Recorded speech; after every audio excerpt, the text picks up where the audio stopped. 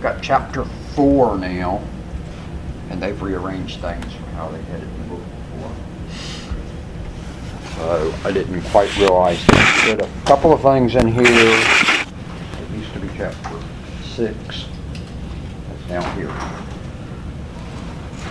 And so I didn't bring everything I would bring for this. But Thursday I can. Before we start on into it, just as a note to you, if you haven't noticed, that at lunchtime, when we got out of class today, actually, that y'all can go downstairs and get a Chick-fil-A sandwich. Okay? Did you what? Huh?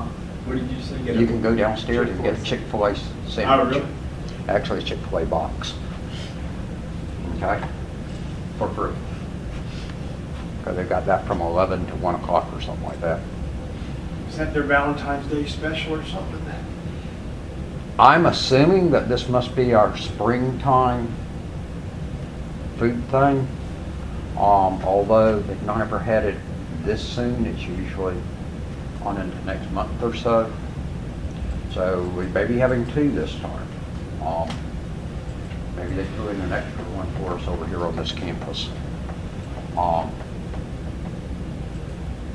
Well, it's on Walker too, because I had seen at Walker that they were feeding today also.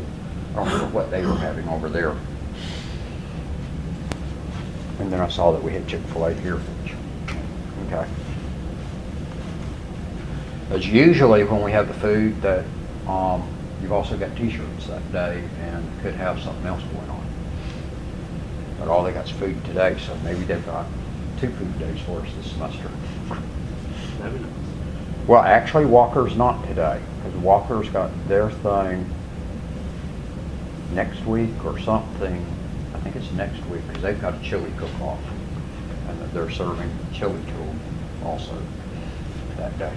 And I think that's next, maybe this week, another day this week. And it may have been today, but that's what they're doing today. And that's what they've done from way on back before we merged. They always had a chili cook-off thing over there. So this may be an extra thing, because that's usually extra beyond, but usually they have another day, so they cater in food. And like I say, usually you get a t-shirt that day.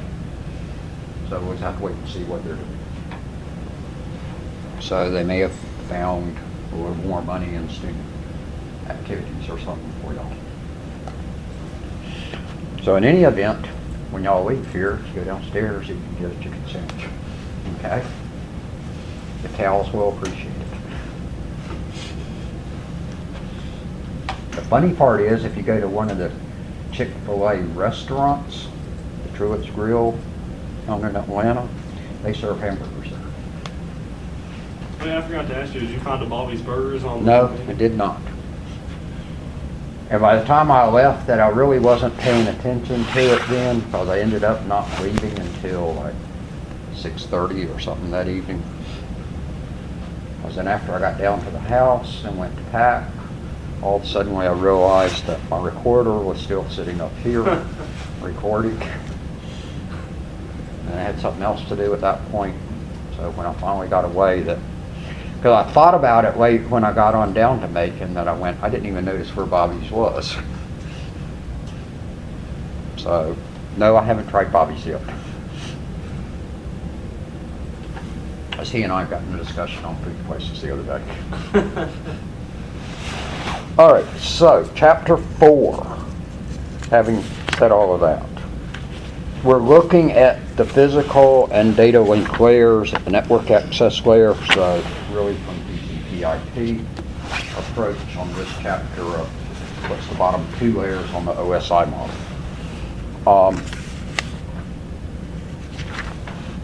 So they're talking about that, and they're going to talk about your different type connections that you're going to use in here. And my intentions is Wednesday that I'll bring my bag of samples of different types of cabling and stuff. As I say, if I fully realized on it this morning, I just hadn't looked into the chapter. That I didn't realize they had moved cabling and stuff to here. So, and I'd forgotten, they flipped it, I think it was in this book, the order of the chapters. So, they're talking about that on it, and about that we're going to use the physical, we're going to be working on the physical layer. They talk about the standards that are on the physical layer and about the organizations involved with them.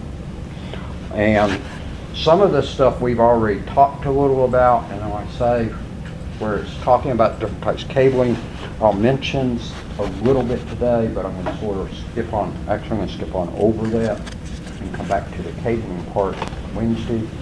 And then when we're going to do the cabling lab somewhere in the next couple of weeks, when we've got a day on it.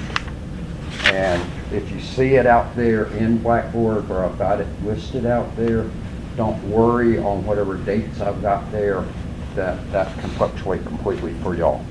And actually for the online ones, that I've got a fluctuation on that too. But if I don't put a deadline for doing the cabling thing there, then some of the online ones will get it done in here, whether it's before or after that deadline, that's no problem. The online ones, if I don't put a deadline on them saying it's supposed to be done by a certain date, I'll have them just push it on off and think they can get out of doing it. And on the cabling one, for the midterm cabling one, that I'm going to show you how to do the cables, and then y'all are going to go through and make them with all the assistance you need from me or your classmates or whatever. However, remember when we get down to the last week, you're going to do it again. Same thing, identically the same thing that you do at this point. At that point, you don't get assistance. But if you need assistance then, it's going to cost you points. Does everybody follow on that? But you will already have made all three cables one time. The other thing is you get to keep the cables, okay? So if by chance there's a straight through cable you're needing for home, which is the one you're using most often, know how long of a cable it is you need, and you can make your cable that long in here, okay? Everybody got that part? Otherwise, you're going to make about 3-foot cables.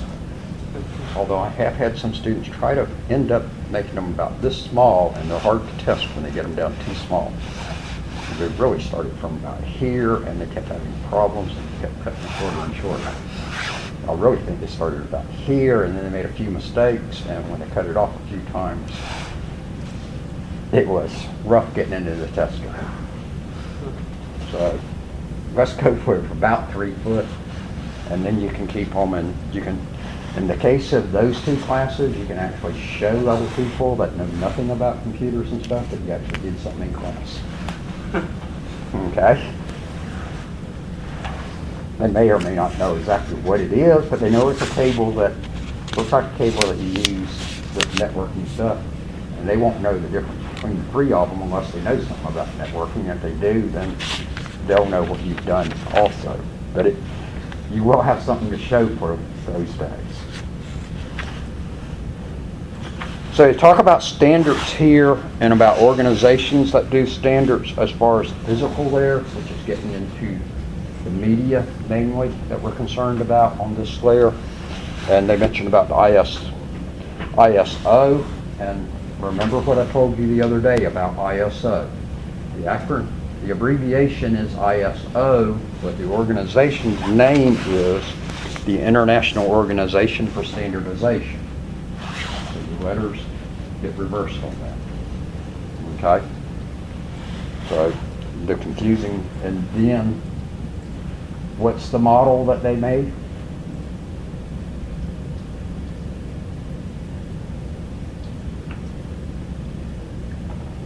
You had two major things you learned in the last Open chapter. systems interconnect. So the OSI model, okay?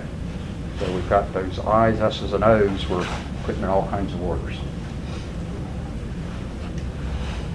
The only thing we're not doing is starting one of them with an S. They were mixing those I's and O's all up in there. And then they mention about TIA, or whatever it is, TIA, EIA, and that they set the standards on the cable. So as far as how the wire actually is made, that's coming from TIA, EIA. And if you look at cable, at the computer cable, you'll see it says on there TIA, EIA on the cable, telling you what standard this cable was made to. So, Is CompTIA, did they just play off that name? They're not related to TIA, are they? no, I don't think so. Because if you Google TIA, that's all you get is CompTIA, and all this. Because most of the stuff,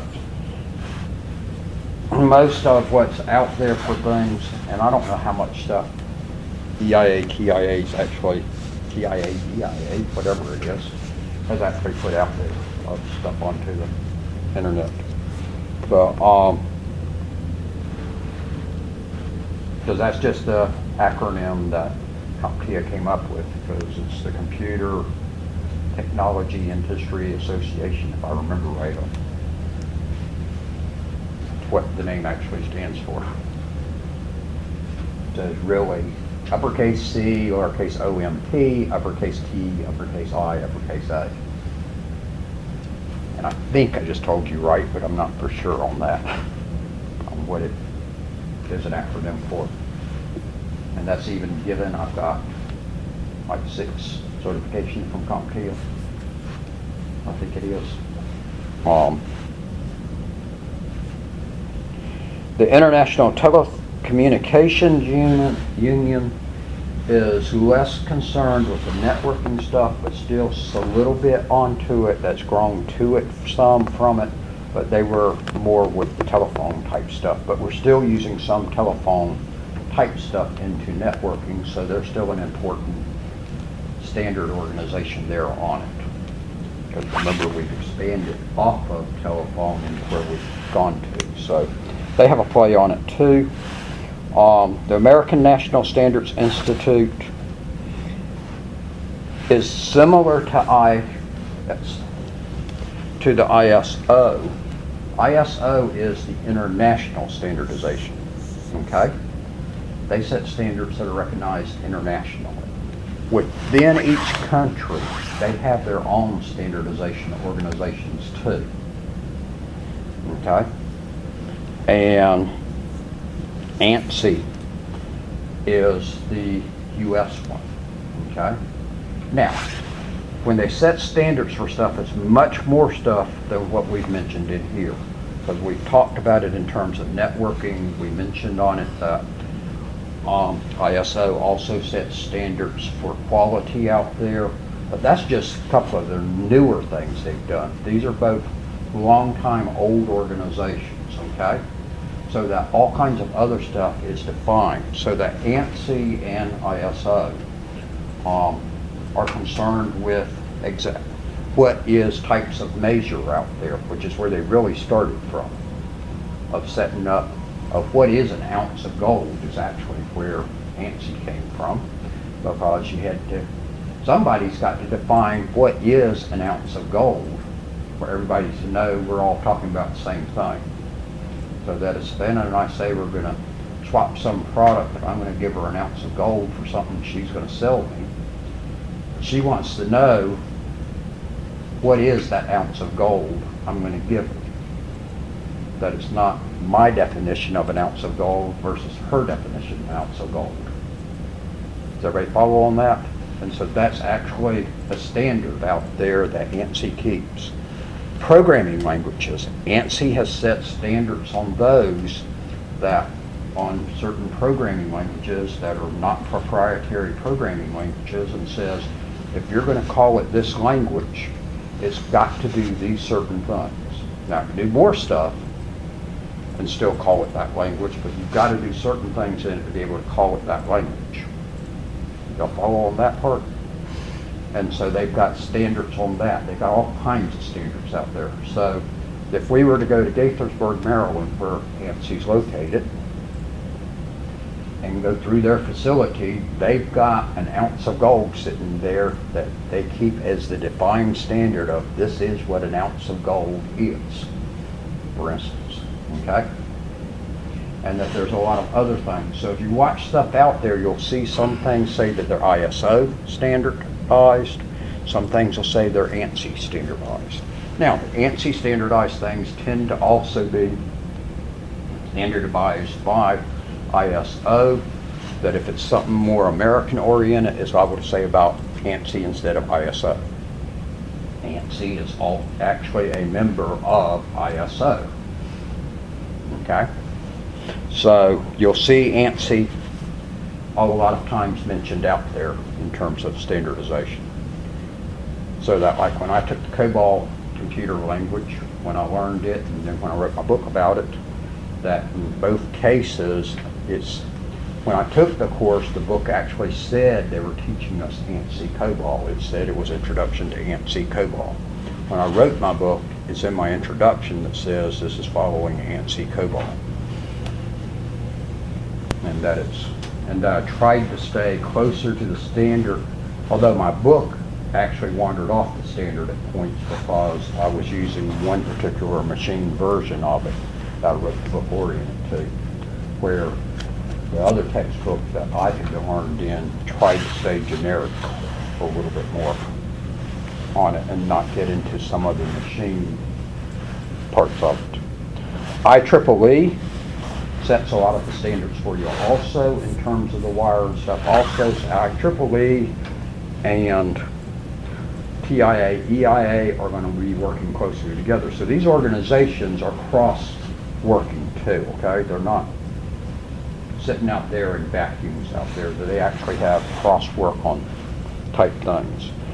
And then they note that the National Telecommunication Regulation Authorities are also ones that set rules, and that's set by country.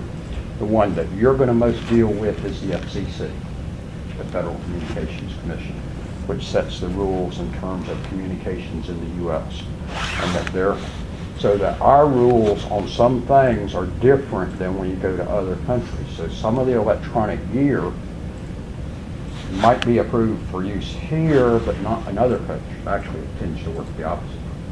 It's approved here that just about everybody else goes, that's good enough, but some of the other countries have weaker standards, so some of the things that are approved for them may not be legal to use in the U.S. because they're not as tightly defined on how they operate. And that each country has those. So they mention about that there's a number of those and that there's some other cabling groups. But the ones they got on the list there is the ones to be aware of, and really the ones in blue are probably the biggest ones to be aware of.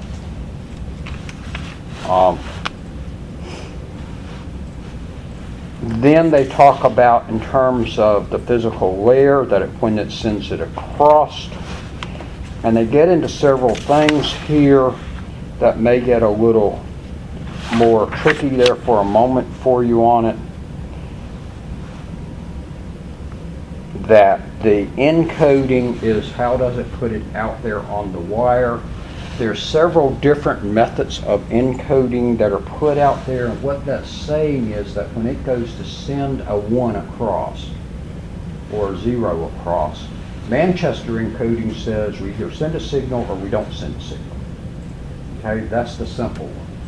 There's other ones that encode it on that if it sends a 1, that it sends a signal, that if it keeps being the same thing, if it was a group of 1s, it stays up at that level. Manchester keeps dropping and then completely drops off or increases depending on if it's a 1 or a 0 on it, and that it's a specific charge going across. On others, it just keeps amplifying up, and then if it's whether it goes up or down, and as it gets a stronger and stronger signal, but it tells you if it goes up or down is what all you're looking at, not looking at what's the amount of power going across there, but did it go up or down tells you whether it's a 1 or a 0. So everybody follow on that?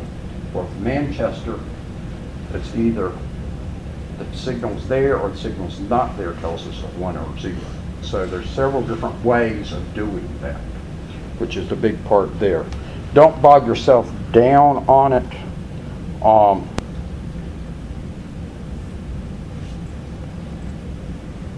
on which way it is, but it always, in the Manchester one, it drops it off each time to it before it sends it, so it's crossing back on its little central line to it. The signaling is how does it send it on it, and they mentioned there about where it could be in a bandwidth type thing, which would be a FM type thing, has separate little signals on it, a modulating one where it just is a steady increase, decrease to it, etc. But it can go across in several ways. Now, the critical part is both ends got to be working the same, so that they can both know how to receive that signal. So you've got a variety of those on it, but there's not much. They're really just telling you about it here, but not detailing you into knowing about it. Does everybody follow that part? Bandwidth and throughput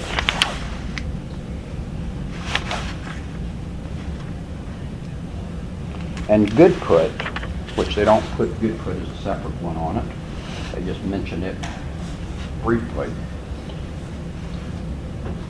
Is measurement of how much information are we sending across there. So it's giving us a rate in terms of it. Bandwidth is the potential of what we can send across. Okay? Highway out front has a bandwidth of 55 miles per hour. Everybody follow on that? Now, that doesn't mean that we can necessarily do 55 miles an hour on that road. Because if you go through downtown Atlanta on 75, bandwidth is 55 miles an hour through downtown Atlanta on 75, okay? Throughput is less than that a lot of times down there, okay? You're not sure, ride with me one Friday afternoon through downtown Atlanta, okay?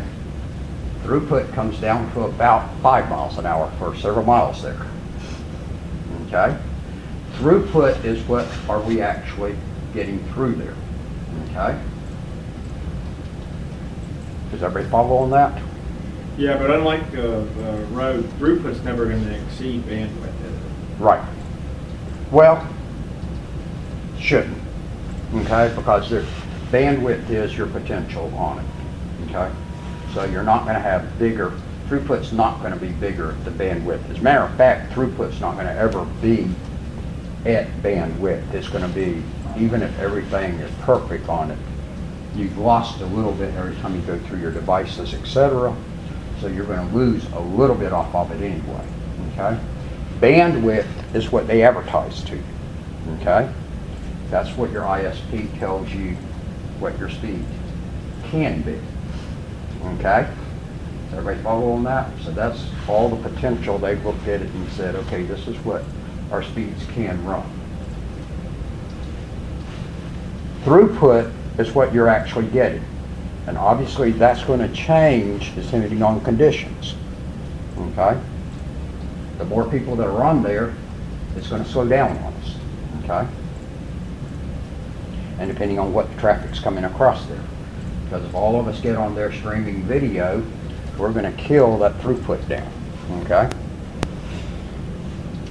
If hardly anyone's on there, you're going to be running close to bandwidth. And if you want to get your internet connection to running at almost bandwidth, you probably just about got to get on there at 3 o'clock in the morning,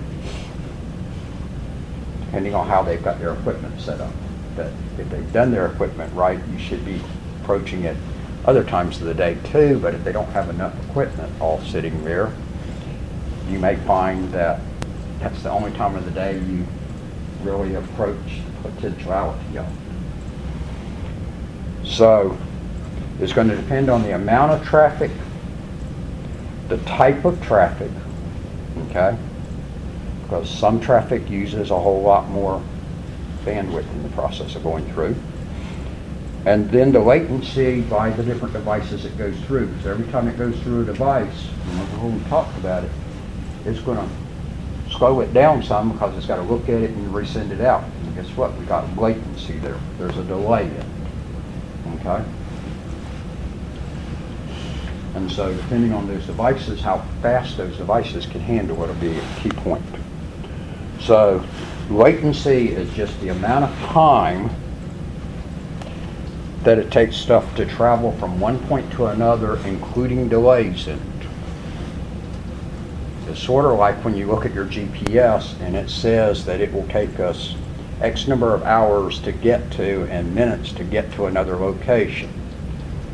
That is assuming that you don't get stopped by anything along the way and traffic's perfect and every traffic light between here and there is green.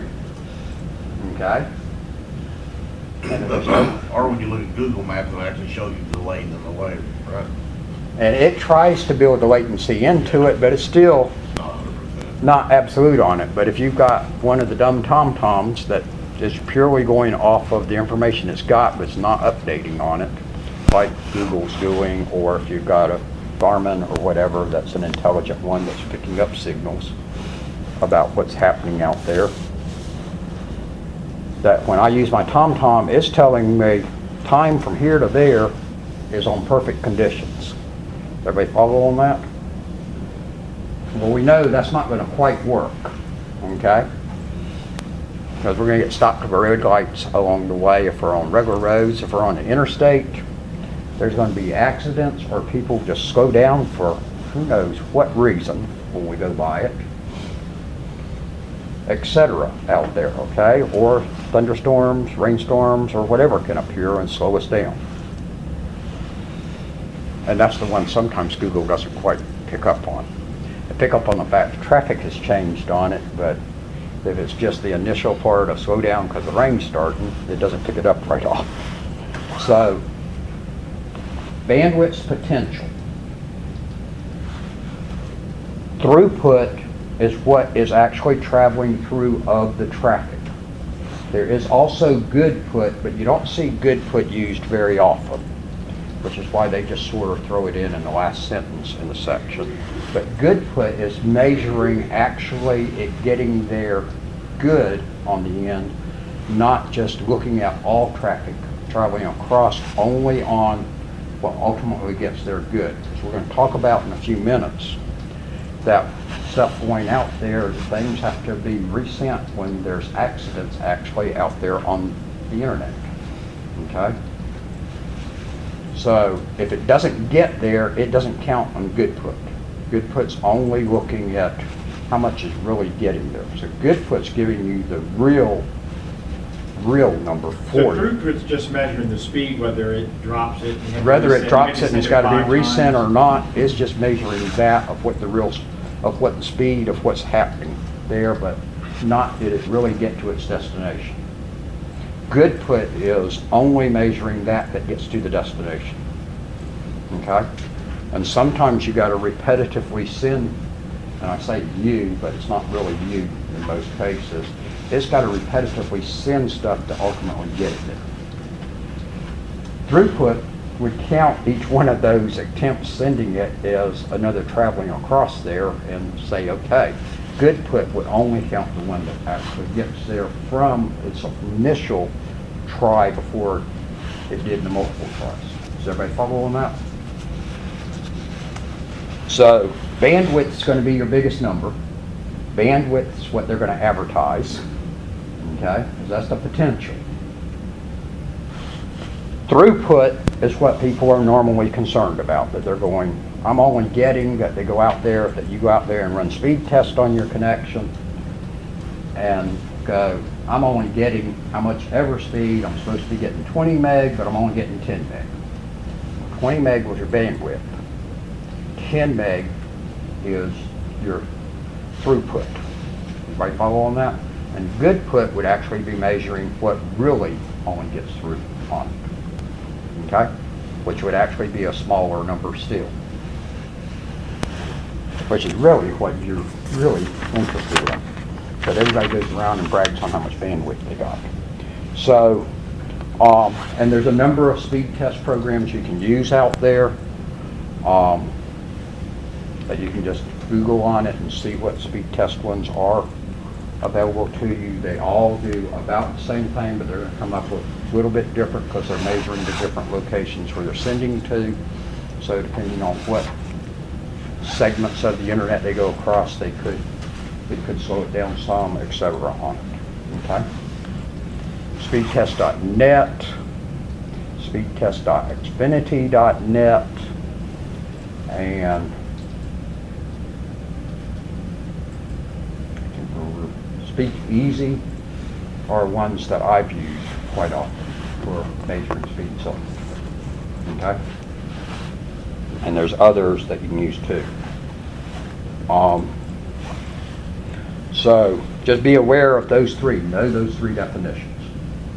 Good put, not, I don't think would be as much emphasis on you. They had it more emphasized in previous books, but this one, obviously they don't, so it shouldn't be as much emphasized on the test taking, but know about it. But if you go and do a speed test on it, it's giving you throughput, okay? Unless it's a real elaborate speed test one that also measures in terms of good put, but that's not very often you ever see that part of it.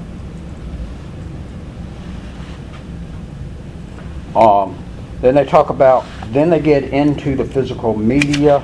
So I'm going to jump across that for right now. So we're going to jump pages in the book and come back and talk about the actual cabling on Wednesday. So let's go over to the data link portion over on page 180. Data link layer is a unique layer to you. I mentioned it briefly the other day to you. It's the one layer that has two sub-layers to it. All your other layers just have a single layer. And now we're back in the OSI model, okay? So we're sort of flipping a little bit on that. That the data link layer is going to have a MAC sub-layer, and it's going to have an LLC, or a logical link control sub-layer. MAC is media access control. So to tell you both of the acronyms there. The MAC sub-layer is concerned with the physical stuff on the data link layer. The LLC is concerned software-oriented side to it. Does everybody follow on that? So you've got some things happening there on the data link layer that part of it's actually affecting getting it out onto the network, and part of it is still software-oriented into it. Where we're creating our frames is on the LLC. The MAC is going to be more concerned with how are we getting it out there. So your NIC, your network interface card, actually falls on the MAC sub-layer of it, okay? And that's why it's split into two sub-layers, is because that layer, the data link layer, part of it's software-oriented and part of it is more media-oriented. It's more towards the physical orientation. So they ended up with two sub-layers to handle that problem. And then the LLC actually communicates with the network layer, because it transfers its stuff up to the network layer, or the network layer transfers it to LLC, and the MAC layer is the one working with the physical layer. So when you're looking at transferring stuff on it, although they're going to look at it in terms of broad terms of the data link layer, it works with the network layer and the physical layer. So in terms of the media access, that's where it's looking at the physical addresses out there also. So we're going to talk about them as MAC addresses, where we talk about the physical address that's on any network device at the time of manufacture of anything that connects to the network. It is given a unique MAC address, okay? It's a 12-digit hexadecimal number, okay? The first three, it's a 12-byte hexadecimal number. The first three of it, which is actually up to 2 pairs of hexadecimal numbers. Verse 3 identifies the manufacturer of that device. Okay? And you can actually, so if you've got a MAC address, you can actually go out to the FCC website. The FCC actually controls back onto it. You can go on, type in your MAC address into the FCC website, and it will tell you who manufactured that network device for you. Does everybody follow? And all it's doing is looking at this first 6 hexadecimal characters. Okay? The only one of those that I can tell you is that Cisco was originally awarded 00000C. Okay? Everybody else's number, I don't know what it is. Okay? And that's a hexadecimal number. C is a hexadecimal number, as you'll see. Get into that part later on. Okay? Cisco's actually using a different number nowadays because they ran out of all the numbers on it. Second part of it is a unique serial number assigned by the manufacturer to the device. There should be no 2 devices, with a couple of little exceptions I'll give you here, in the world that have the same MAC address. The first part's controlled by the authorities that they've assigned out internationally. The manufacturer portion of it, so manufacturers of network devices get a manufacturer address from them. The second part's controlled by the manufacturer, and everything they produce should have a separate, basically serial number for the last part. Now, that means the MAC address has no indication about where in the world that's sitting, but it belongs uniquely to every device. So there's no, only connection between them is, do they come from the same manufacturer? Everybody follow on that? So if we looked on your PCs there, somewhere on there, there's a MAC address assigned on it. Same thing if we look on our telephone, because they connect to the internet also. There is a MAC address sitting on your phone. And you'll see it's that 12-digit hexadecimal code. Okay? Which means it's got numbers 0 through 9 in it and letters A through F. Okay? So when you look at it, it's going to have numbers and A's through F's. Okay? When they run out of those numbers, the manufacturer's got to go back and get another set of numbers. Now, I've said everything has a unique one and it's burned in at time of manufacture. That's true. Now, the exception is routers. You can actually go in a router and change what the MAC address is. Okay? There's a reason for that. But you can actually tell it that the MAC address for that router is not what its burned in MAC address is, and it will appear on networks and everything as a different MAC address than what's burned in it. So I noticed that when I play on a packet tracer, if you go in and do like a virtual port or something like that, it gives it a MAC address. So does that have to be, does that router say, okay, they do this, they're only going to be in this range for this router? How do you know you're not going to run into another MAC address that's the same as somebody else's that's reassigning one somewhere? Since it's on a virtual port, it only applies on that router, so there's not a problem on that. Okay? It's the router itself, its physical interfaces were burned in at time of manufacture. Those are the ones that are seen outside, but the MAC address on the virtual ports is only seen from within that router, so those can be whatever. Okay?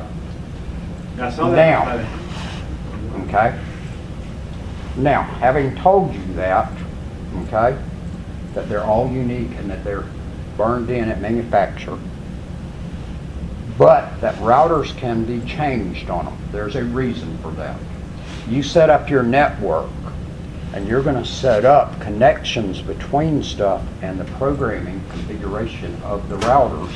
You're going to tell it to get to other places by MAC addresses.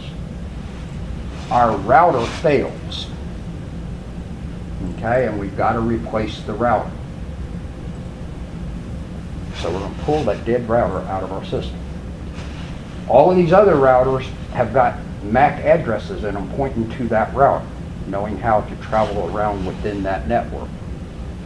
We put in the new router, it's now got a new MAC address. We would have to go to all of those other routers and reconfigure them about the traveling to that router. Does everybody follow? So with the router, you can actually tell it, and the router is sitting there actually looking at MAC addresses. The router, you can tell it, use this old address, okay? And that way then, it still appears to be the same router that was there before. We don't have the problem of two of the same MAC address out there because we know the other one's not in use anymore because it's been damaged and we're trashing it, so it is worthless anymore. Does everybody follow on that? So we can tell it to appear to be a different address than it was, okay? Second place is, and this, as a home user, you will actually see also. Most of the time on cable networks, and sometimes on DSL, it will happen too, that the way they decide whether or not your network is legal connected into them and lets traffic pass to it is they use the MAC address as their configuration on that part, okay?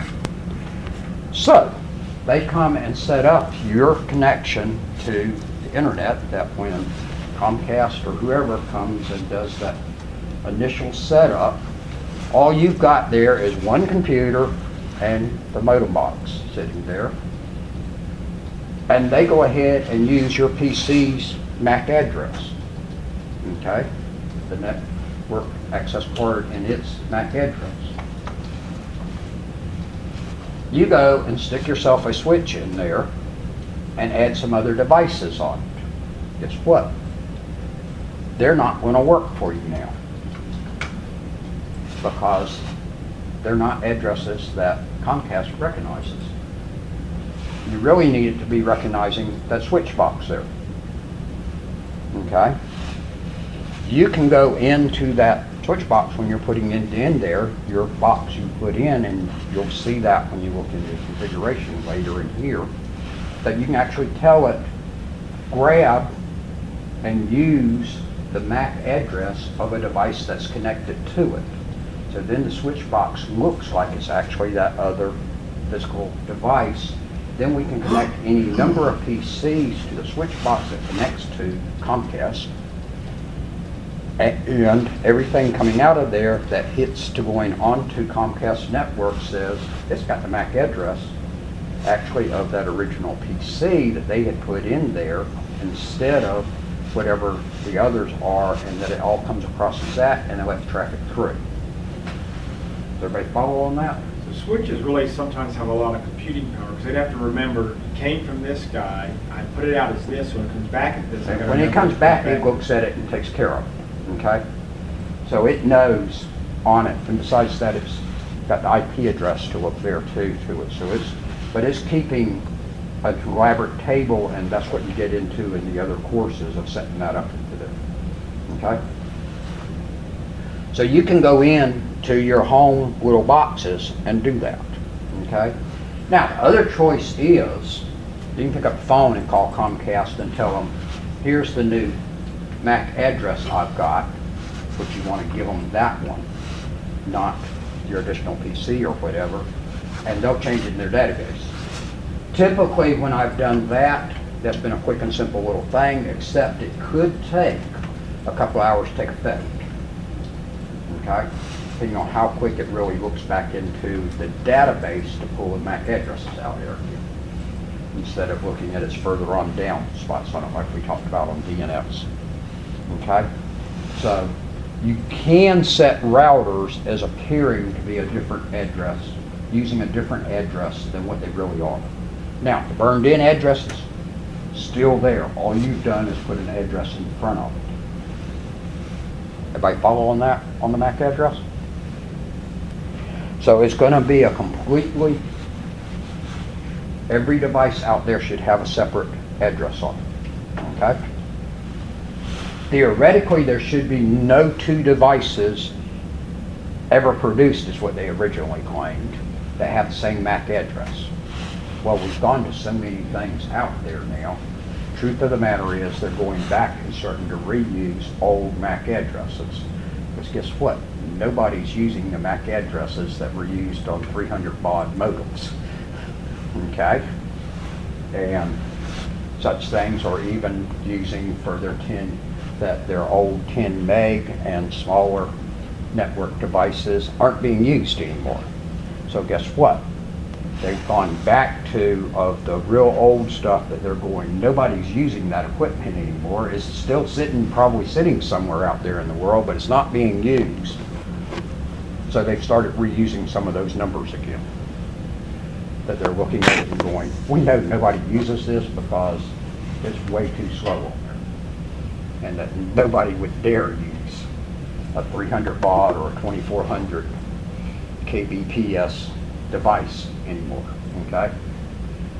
And that if it's just a standard dial-up one that's slower than 28.8, really people are only use 56,000, but if we only use dial-up things that were slower than 28.8, nobody's using that stuff anymore either. And that we can reuse those numbers safely. So you may actually find some Cisco devices now that actually do use the number I told you that I know. Although those disappeared for a while, they're off there, but Cisco started reusing those numbers again. And I say, I don't know what anything else's was, but that one, they gave them a neat little address there, manufacturer code on it, that I could remember when I saw that one, of the 5 zeros and a C. And that y'all can all remember that one too. But you're not going to ever get questioned on that, okay? That's just to tell you an example of what a manufacturer address is. So then they go through, so they mention about standards again on organizations that are involved in it. Same ones we've already mentioned, so there's nothing new about that. The IEEE, ITU, ANSI, ISO, we've already mentioned all of them. It's just a little bit more specialized on which ones. It's not as general of type things. Topologies, here comes some interesting little pieces. You've got physical topologies and you've got logical topologies, and I mentioned that briefly back in chapter 1. Now it comes back to you and gets mentioned here. Physical topology is how are our devices actually connected together out there. Okay, so how are they physically connected?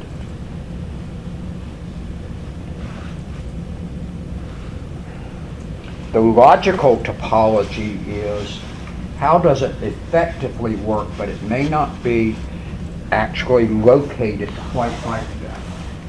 So that physically, we've got the cloud out there and we're connecting, and we've got our network there, and that we may be physically coming off the router here, have some stuff have switch, some stuff that is sitting over in California, some things coming off here that are sitting in Georgia. Okay? Physically, separate locations, etc. Logically, coming off of it, that we've got the router, that actually is a separate area on it, but on here, it's coming off that same switch appearing to be, so physically it is in separate areas right here to us, okay? And splitting on out, but in terms of the logical set of it, all of that stuff in California and Georgia are all on the same subnet area out there on it. Y'all follow on that? Although physically they've split out and may even involve here to do it, that their cloud may get in the way on it and the switch there on the end of it there, okay? So, but as far as logical, when we're using it, it looks to us that we're directly connected with California.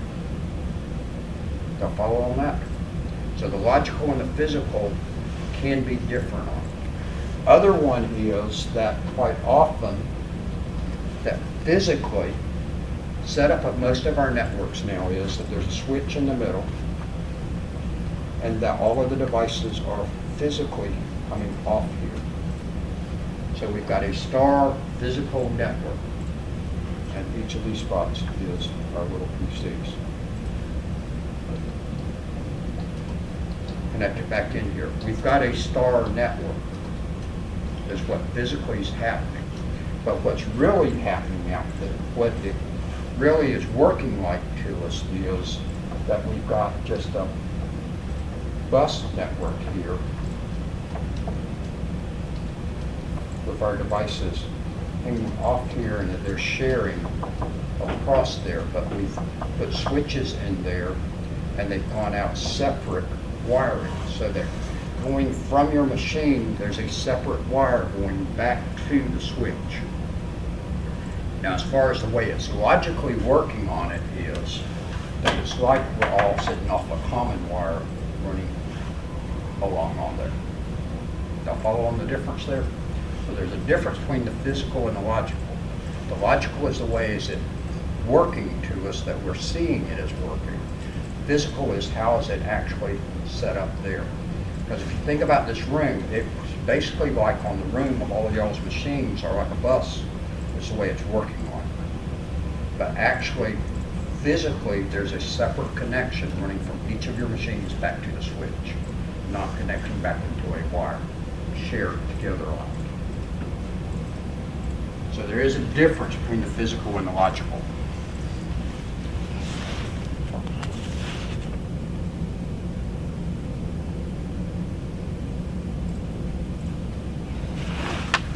And then they talk about in terms of the WAN on it, on some of the topologies on it, and that when we talk about the others, that we're going to see it in terms of a point-to-point or star.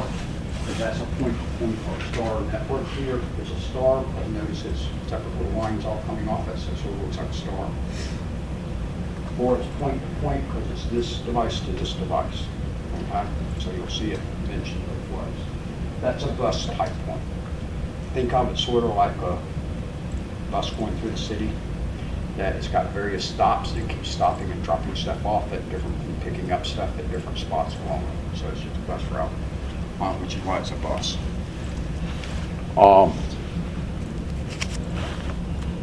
So then, but in WAN technologies, that you're going to have point-to-point connections, which is a router-to-router connection. We're going to see those all along, and you've already seen. We've got a hub and spoke one where you've got a variety of routers coming off of the central router and split on out, which it's going to do. And you've also got mesh technology, topologies.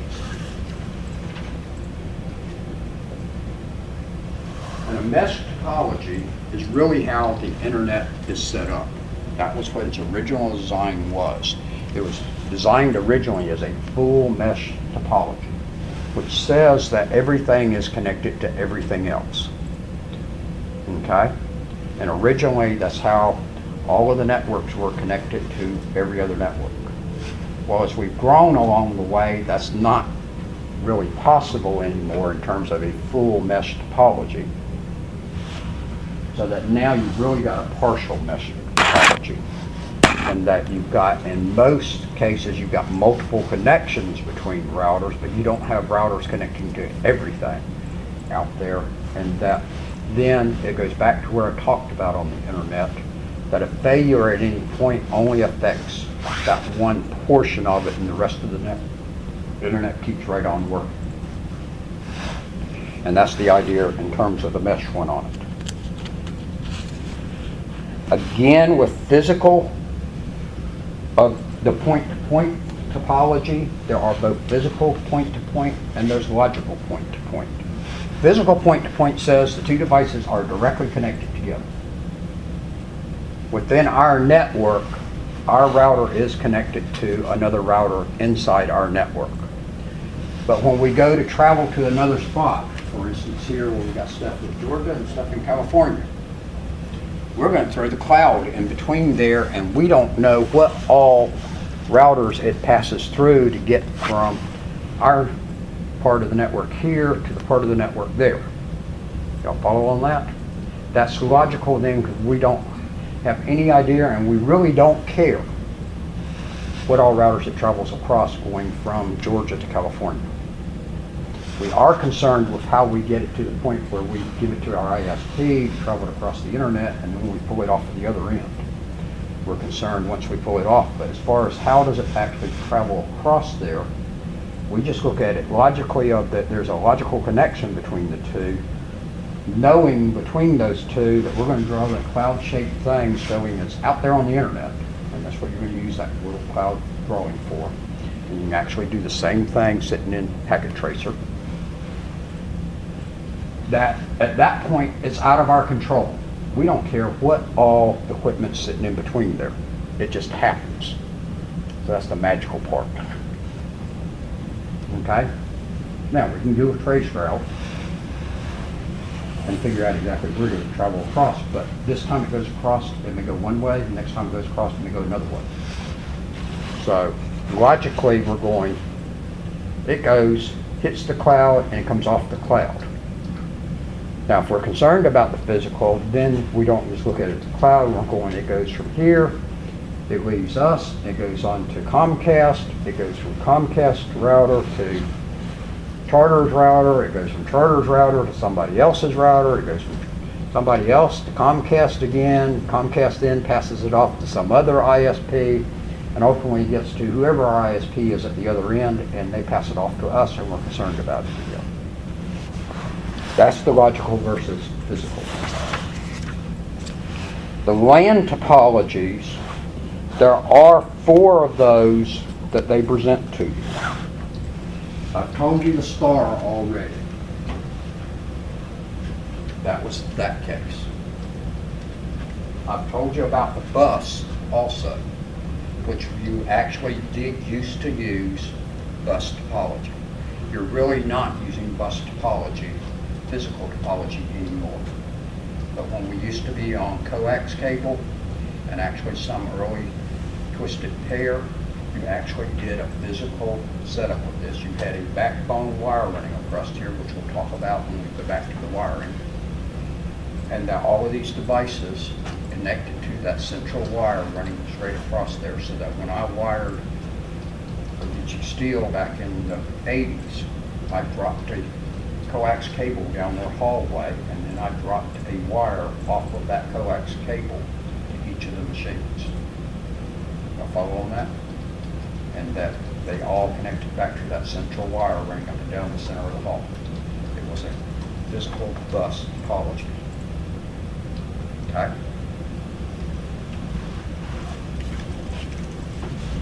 Extended star is just where you've got, which is what you got a lot of times, where you've got a star that has more stars coming off of it. Okay? Y'all follow on that? And you've got that a lot of the time out there. That's what you're a lot of times running. At your house, you're just running a typical star. But then here at school, we may well have one port comes off the switch that goes to another switch, that then has a bunch of devices hanging off of it. And that's all an extended star is. The other one is a ring topology. You don't have that as much now, but it is still used out there. And it literally is a ring. And you have all of the, I'm just going to draw squares here instead. Those are all to VPCs. Okay? Now, with that, what happens is, with the ring topology, these, everything can just send their traffic out onto the network at any point. We're going to talk about how it handles that in just a minute with CSMA-CD and CMS-ACA. In this case, each of these devices can only communicate at their time. On this and this, collisions can occur out there. Items can run into each other. just like on the highway. On this, no collisions will ever occur. It's not quite fair to rate speeds of this to this and try to compare them. Because in this case, you could have crashes out there and have to resend stuff, and so it changes how what the vector speed is. This one, crashes never occur. Token ring networks, which you really aren't going to find anymore, but that was what IBM had out there and was their big idea back in the 80s, and what I originally put in when I was at Swainsboro Tech. Use token ring. Everything's connected together on a ring. It has on here a device called a MAU, a media access unit, a multiple access unit, correction, or a CAU, CAU, and I can't remember what CAU stands for. Okay? Which then gave us our connection out to other devices. But off of this, it actually had, when it connected on it here, that it had a ring out and a ring in. Okay?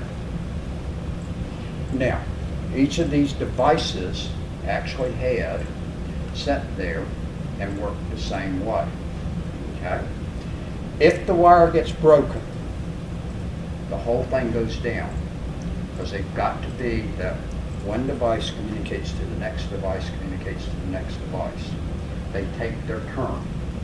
Basically, if we were in a ring setting in here, I could speak as long as I have the token. When I'm finished speaking, I hand him the token. He can speak while he's got the token, the pen that's in. If he has something to say, he says it. If not, he passes the token over to him. If he has something to say, he says it. If not, he passes it to him. I don't have the token anymore, I can't speak until she hands it back to me. Everybody follow on that? Now, that means anything I send will definitely go through. There's nothing going to get in the way of it because there's nobody else contending with me for the network. Okay? You do still have this, so this was in terms of token ring networks. But you're not going to find hardly any of those anymore. But you will find FDDI networks, FDDI. Fiber distributed something. Okay, where it's fiber networks using exactly the same thing, but they're going to have a dual ring on them and run at high speed because it's a fiber-based network. Hospitals quite often will use FDDI. There is no signals lost on it. It is critical for some things at the hospital the signals get through. Savannah's sitting there hooked up to a heart machine and her heart stops beating. She wants the nurse to know that immediately, right? Okay? Doing it under the other approaches, that signal may get lost and have to be resent again. Using FDDI or token ring, when her heart device sends the notice to the nursing station that she just flatlined, it definitely goes through. Does everybody follow on that? So it's critical on that. Most of the stuff, if it takes several tries for it to get through because it ran into other traffic, etc., which I'll give you examples in just a moment, with the CSMA CD, it doesn't make any difference if it takes a little bit more time to get there. But health issues quite often are very time critical. So you will find FDDI quite often used in hospitals still, okay, with ring networks. But otherwise, most of the world is onto the bus logical approach with the star physical approach to it. But even this is going to look physically in most cases now that actually this MAU right here will have it inside the box and have star up here physically as a star because all of these devices are actually connected to the MAU. But inside the box, instead of it being a general connection across there, that back on hubs, everybody saw everything, but on switches, it's got intelligence in there and only puts stuff to the devices that it belongs to. that it will have a ring inside that box. And I will show y'all an old mount when I bring the box in with my wire, hopefully, okay? And inside it is different if we were to open up and look in it.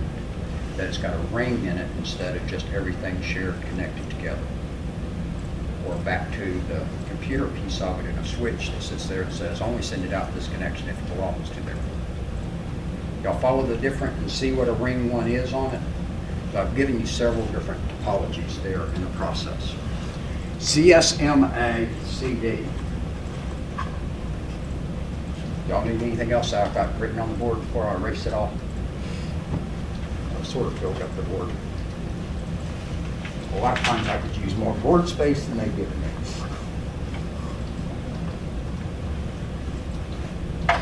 We'll change colors.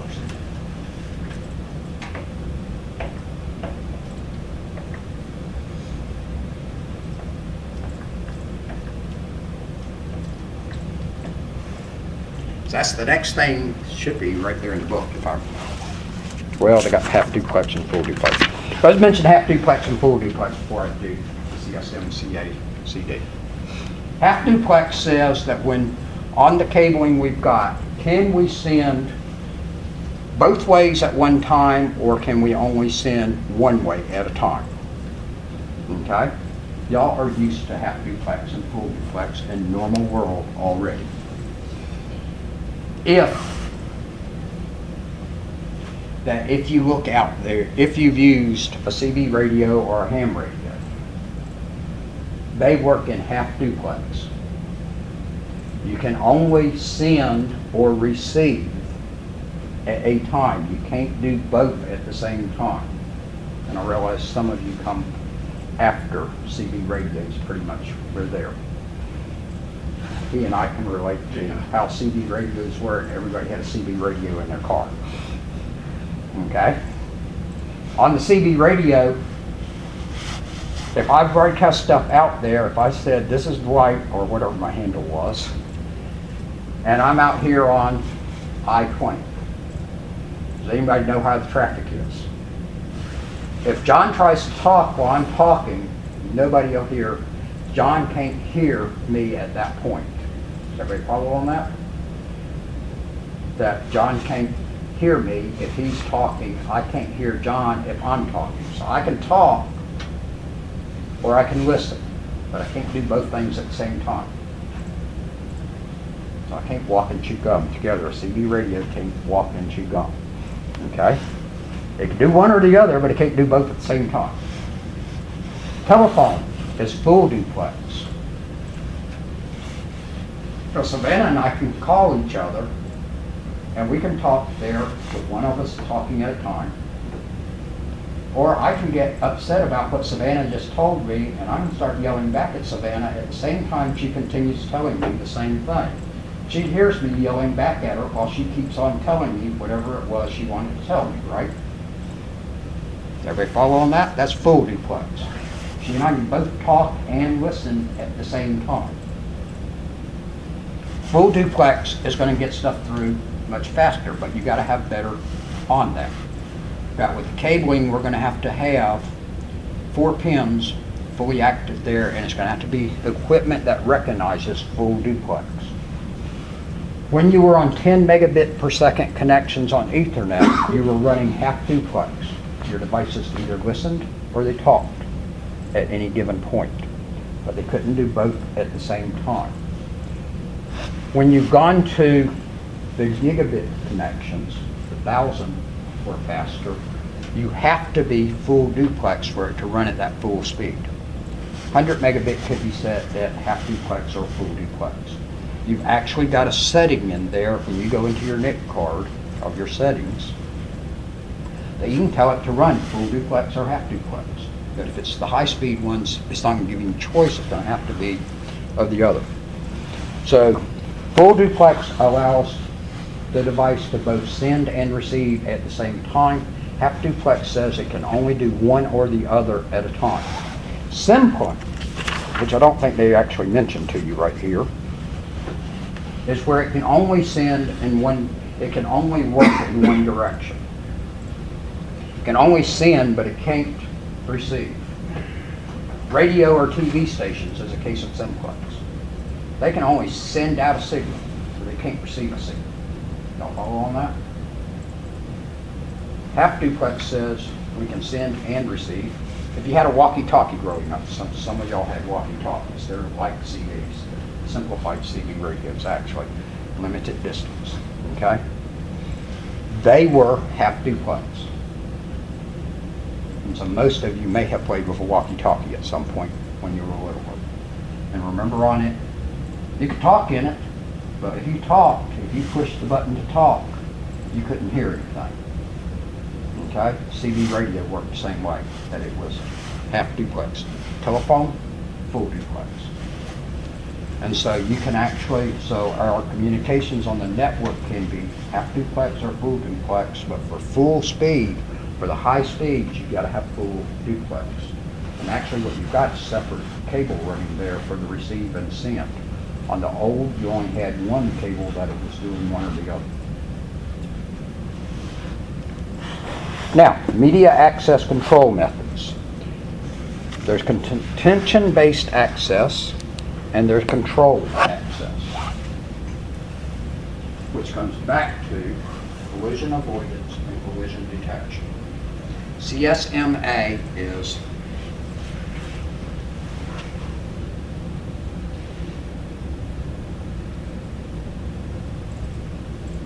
media access is the MA, sense. Carrier sense. It's carrier sense from multiple access. How are you dealing with what it sees out there and multiple people using the same wire at the same time? Collision avoidance is actually back to token ring.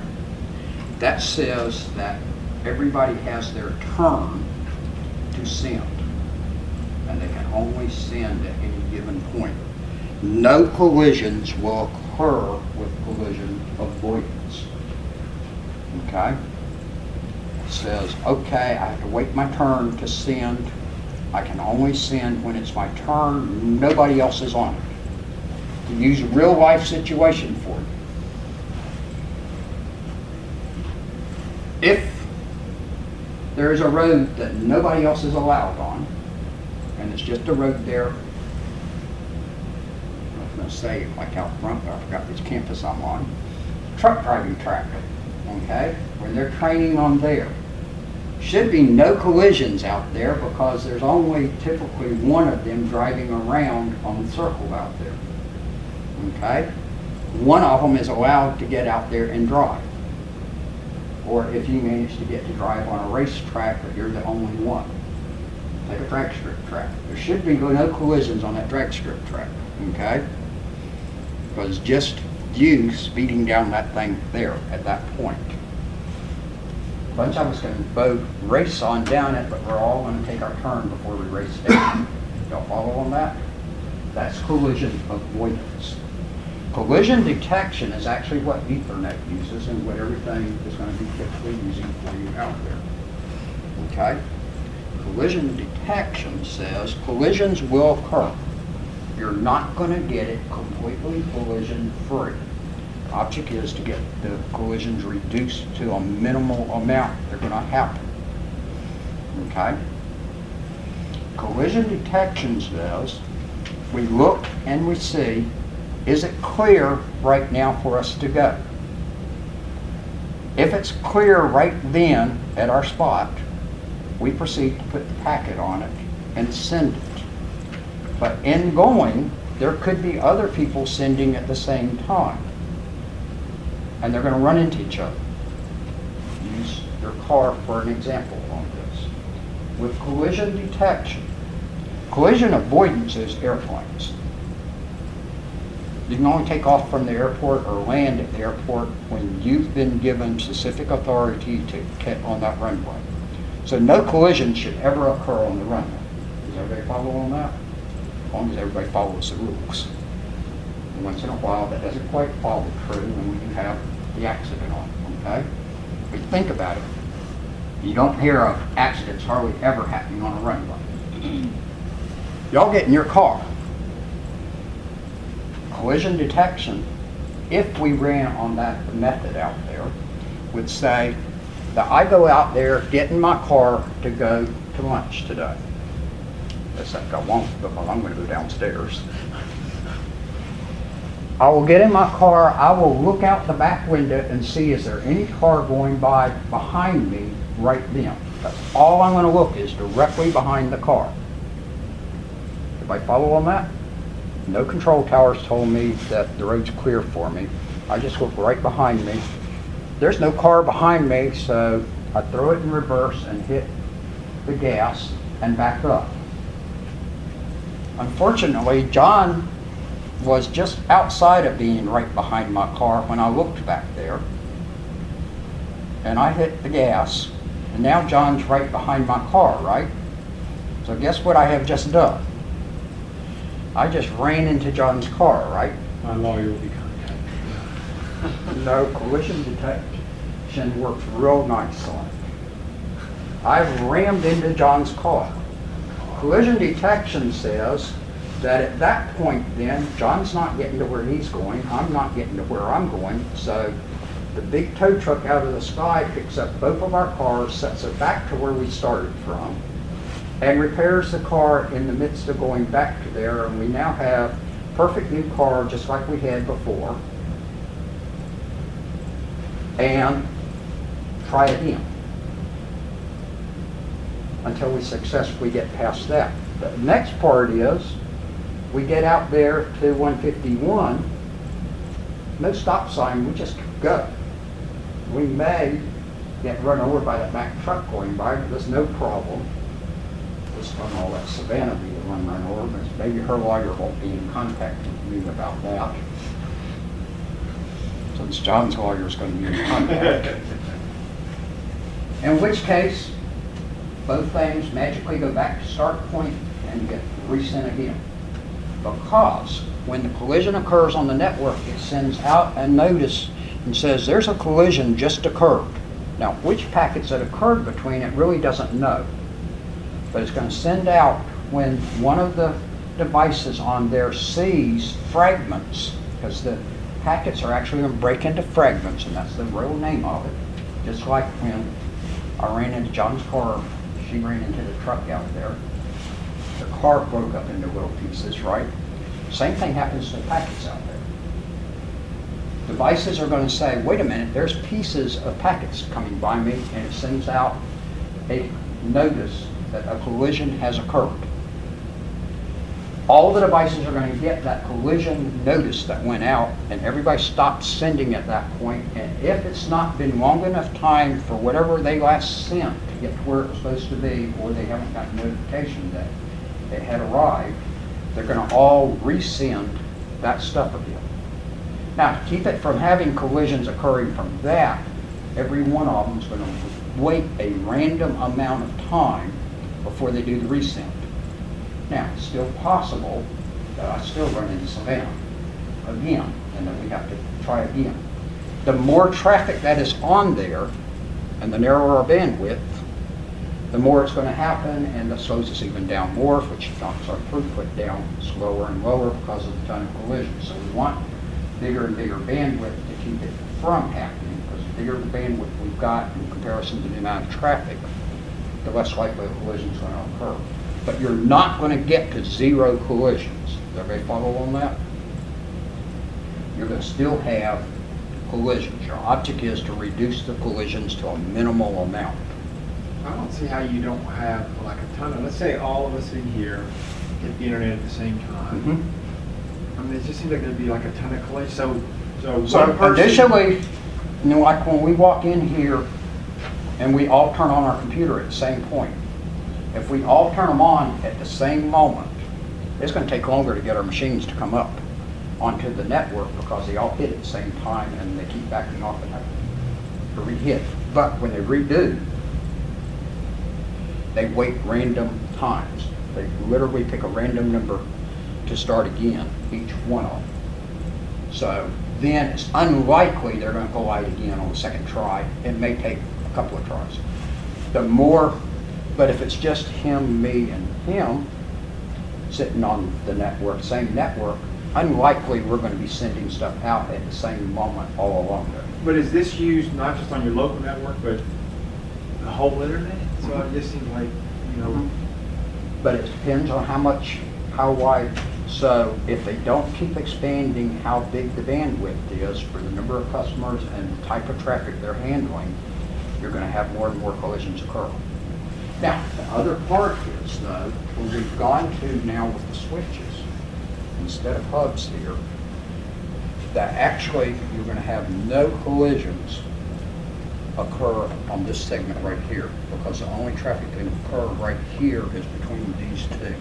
Now, coming from this switch to this switch, there is a variety of traffic passing across there once it gets to the router that you do start getting a bunch of.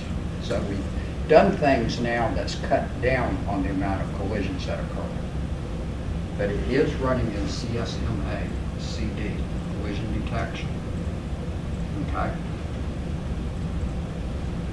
In real life, we're trying to do more of CSMA-CA as far as our driving out there, but we actually do sometimes is a certain amount of detection also still on, which is why I have to sit on the interstate sometimes for 2 hours waiting for them to clean up that wreck.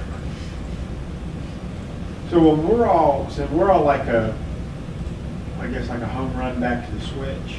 So we're not going to really collision detect with each You're not. other. We're just going to use up more bandwidth. From you to the switch, there's going to be no collision. The switch will just be multitasking, right? But the switch is handling all of those different ones, 24, 48 different devices coming through it and sending on out, and then where it's running into all the others. Okay? So you're moving more towards a collision avoidance type technique now, but you're still collision detection. All right, any questions on that? Does that make a little more sense to y'all on CSMA-CB and CSMA-CA? Because those are strange when you first read them. Hopefully that answers some. I have run overtime, but y'all got an hour and 25 minutes worth of lecture for your paying for an hour and 20 minutes. Give a tip jar. Hmm? Give a tip jar. You hear what I said? Mhm. So y'all got bonus today. And then we'll talk the actual cabling Thursday. Okay? Any questions on that? If not, let's go get a chicken sandwich. I'll stop. So for the old coax, you probably have a whole lot more collisions. Coax, you had this very much worked truly. Yeah. When you were in a pure bus network, collision detection drove you crazy on it, and that you were limited on the capacity on that too. So trying that the more devices you hung on there, the more collisions occurred.